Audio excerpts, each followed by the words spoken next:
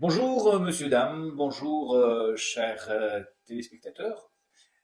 On va commencer aujourd'hui émission, notre première émission qui va être désormais sur notre chaîne YouTube et dans le cadre de laquelle j'aurai l'honneur et le plaisir d'être tout le temps accompagné et interviewé par mes deux invités qui désormais seront là pour pouvoir me poser toutes questions. Et je vous dis que ces questions, je ne les ai pas euh, visualisées ni connues par avance. Ce sont des questions qui ont été préparées par Elias et Delia et qui vont me les poser de façon tout à fait spontanée. Ce sont des questions que tout enfant peut poser à l'avocat que je suis, et ce, dans le cadre d'une volonté qui vise à rapprocher le monde des avocats au monde de l'enfance et les futurs adultes que seront Delia et Elias. Voilà. Qui est-ce qui veut prendre la parole en premier? Delia. Alors, bonjour Monsieur Shauki Mabouli. Alors, je voulais vous poser cette question. Pourquoi avez-vous choisi ce métier? Alors, le métier d'avocat, c'est une longue histoire. Le métier d'avocat, c'est un métier qui m'a, dès mon enfance, j'avais à peu près votre âge, où j'étais enfant, écolier, et j'étais toujours attiré par ce beau métier. Alors, à la fois, la prise de parole, la défense d'idéaux, et disons que j'ai tout de suite voulu, mais sans le dire, m'improviser depuis écolier, depuis le moment où j'étais sur les bancs de l'école, improviser avocat. D'accord, Monsieur Shauki. Comment je l'ai fait?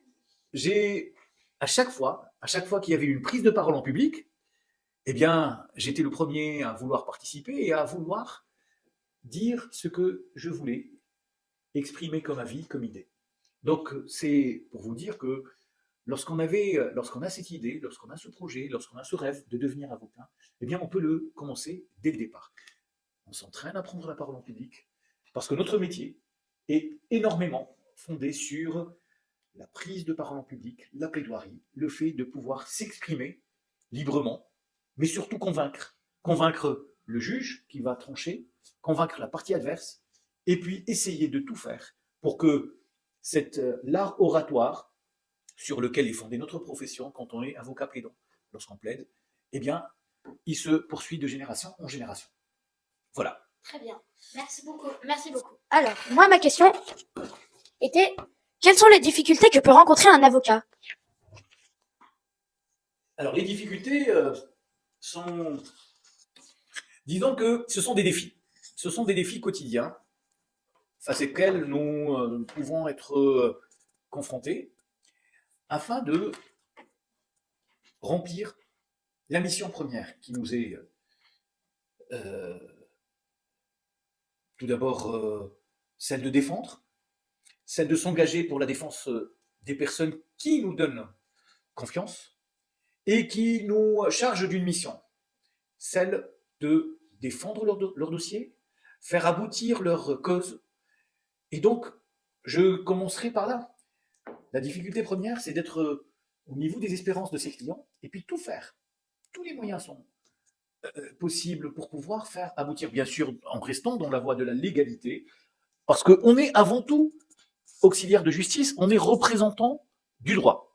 On est là pour pouvoir montrer aux clients quelle est la voie de droit qu'il faut faire, quelle est la façon la plus juridique, la plus légale pour pouvoir défendre son cas, faire aboutir son dossier et faire en sorte que la cause qui nous a chargé de défendre puisse être défendue correctement, valablement et de façon légale.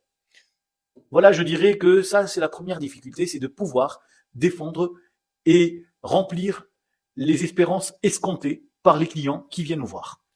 D'accord, merci beaucoup. À vous, cher. Quelle sensation on sent quand on vient de gagner un procès? Quelle sensation nous sentons quand on vient de gagner un procès?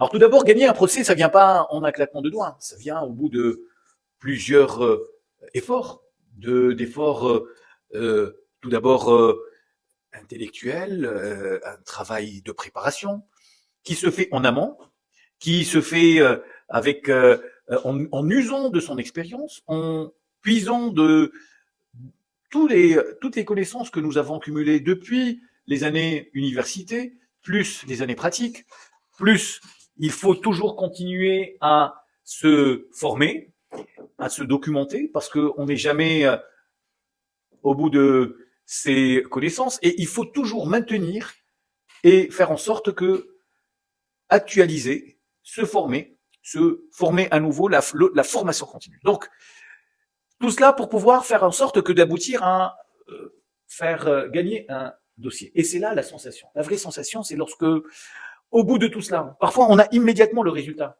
Lorsque on a un dossier, surtout en matière pénale ou parfois en matière administrative, les choses qu'on fait ici au cabinet, lorsqu'on fait aboutir et lorsqu'on défend un client pour pouvoir le libérer. Ça, c'est une vraie victoire. Lorsque on essaye de faire en sorte que la cause qu'il croit perdue au départ, eh bien, on arrive à la faire gagner et convaincre le juge de la justesse des arguments. Et quand on voit surtout que la thèse que nous avons défendue, eh bien, celle-ci a été épousée par le juge.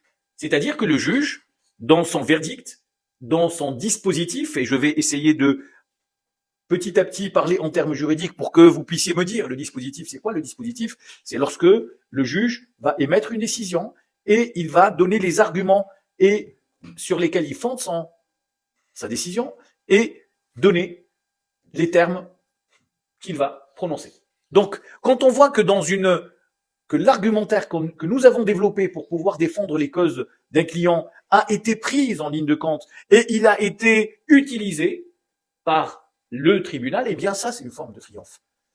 Ce n'est pas uniquement le résultat, c'est le développement, le cheminement intellectuel qui a permis à ce que le tribunal puisse décider dans le sens des intérêts du client que nous défendons. Est-ce que j'ai répondu à votre question? Oui. Parfait. Alors, merci beaucoup. Monsieur Mabouli, maître, votre client vous demande un visa pour quelqu'un de sa famille et un visa sauf qu'il habite dans un pays en guerre. Que faites-vous? Alors, dans ces conditions, notre dispositif juridique, heureusement, est doté des outils nécessaires pour pouvoir venir en aide à des personnes qui sont dans des zones de guerre ou dans des zones dites à risque. Dans ces cas, si la personne est en France et qu'elle vient me voir pour me dire est-ce que nous pouvons faire en sorte que de ramener le proche parent, le père ou la mère ou le frère ou un membre de la famille proche rester dans un pays en guerre. Mais juste pour cette question, on veut dire que ce monsieur ou cette femme est dans un autre pays et non pas en France. D'accord, donc toute la famille est à l'étranger et voilà. Ils viennent... Alors, personne n'habite dans le pays où est... très bien. Alors dans ces conditions, première prise de contact, elle se fait à partir de l'étranger. Ils me font part de leurs conditions et ensemble, on peut faire en sorte que de les conseiller sur les pièces à mettre pour pouvoir justifier en quoi ils sont dans une situation de danger et en quoi leur vie devient à risque et leur situation... Et dépendamment du risque qu'ils ont, du risque de guerre qu'ils sont en train de subir et suivant lequel on estime que effectivement il y a danger de mort. Et dans ces conditions, il va falloir documenter tout cela, apporter les preuves et les justificatifs. On peut prendre attache avec le consulat le plus compétent, le plus proche. Très souvent, ça peut être des pays en guerre. Par exemple, parlons du cas de l'Afghanistan, un pays en guerre dans lequel il n'y a plus de représentation diplomatique française. On s'adresse à la représentation la plus proche, ça sera le Pakistan. Et dans ces conditions, on va s'adresser directement au consul de France au Pakistan pour lui expliquer le sort de cette personne ou de cette famille et de sa volonté de demander ce qu'on appelle une demande de protection internationale ou demande d'asile, qui est faite à partir du pays, de là où se trouvent ces personnes, et dans le cadre duquel on va lui attirer l'attention sur le fait qu'il y a une vraie situation de risque et qu'il faut absolument faire tout pour pouvoir venir en aide à ces personnes. Donc ça peut venir de là. On peut prendre contact avec le consulat de France pour pouvoir lui faire part de cette situation et on demandera à ces personnes de s'adresser au consulat, la représentation consulaire française dans le pays le plus proche, puisque leur question ou le dossier aura été évoqué par courrier et qu'il y ait eu échange entre notre cabinet d'avocats et le consulat de France sur place. Moi, pour ma part, je voudrais vous poser une question. Vous m'avez tous les deux sollicité pour pouvoir faire ce podcast. Est-ce que on va faire en sorte que ce podcast soit régulier, parce que le tout est dans la régularité, et dans ces conditions, on va voir si on peut l'améliorer, quelles sont les pistes d'amélioration que nous pourrons faire dans l'avenir. Donc, on pourra laisser tout cela à nos téléspectateurs qui vont nous faire part de ce qui est intéressant à évoquer, quelles sont les questions qui peuvent vous envoyer à tous les deux pour que vous puissiez les relayer et puis faire en sorte que ce podcast puisse être vu par plein de jeunes comme vous qui ont des questions et donc vous pourrez être un peu les porte-parole de ces enfants à votre âge qui ont envie de poser des questions à un avocat et que nous pourrons à cœur joie prendre le plaisir de répondre à chaque fois de façon périodique. Donc aujourd'hui, c'était la première fois où on filme cela. Je pense que c'est la forme est très agréable et je vous remercie pour vos questions. On restera ainsi dans cette spontanéité où vous-même vous allez préparer les questions et à moi de répondre de la façon la plus naturelle et la plus spontanée possible. On est d'accord? Oui, d'accord. Merci beaucoup. Chers téléspectateurs, n'hésitez pas à nous poser des questions. On y réfléchira et on les posera peut-être au maître Mabouli. Et surtout, n'oubliez pas de liker et de vous abonner. Merci.